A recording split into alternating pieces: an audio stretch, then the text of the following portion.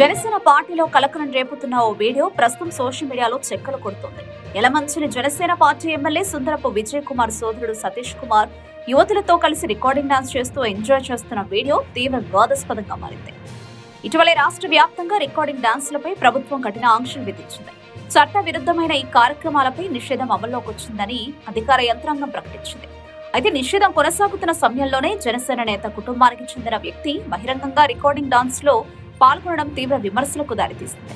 సామాన్యులైతే వెంటనే కేసులు, అరెస్టులు, జరిమానాలు, కానీ కూటమి నేతల విషయంలో మాత్రం చట్టాలన్నీ సడులుతాయా అంటూ సోషల్ మీడియాలో ప్రశ్నలు వెల్లువెత్తుతున్నాయి. నిబంధనలు సామాన్యులకేనా, అధికార పార్టీల నేతలకు వర్తించవా అంటూ నెటిజన్లు మండిపడుతున్నారు. ఈ వ్యవహారంపై జనసేన అధిష్టానం ఎలా స్పందిస్తుందన్నది ఇప్పుడు కీలకంగా మారింది.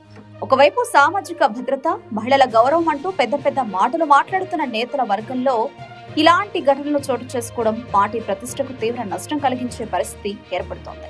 ఇప్పటికైనా సంబంధిత అధికార యంత్రాంగం స్పందించి ఈ ఘటనపై చట్టపరమైన చర్యలు తీసుకుంటుందా, లేక ఇది కూడా రాజకీయ బలం పేరుతో మరిచిపోతుందా అన్నది వేచి చూడాల్సిందే.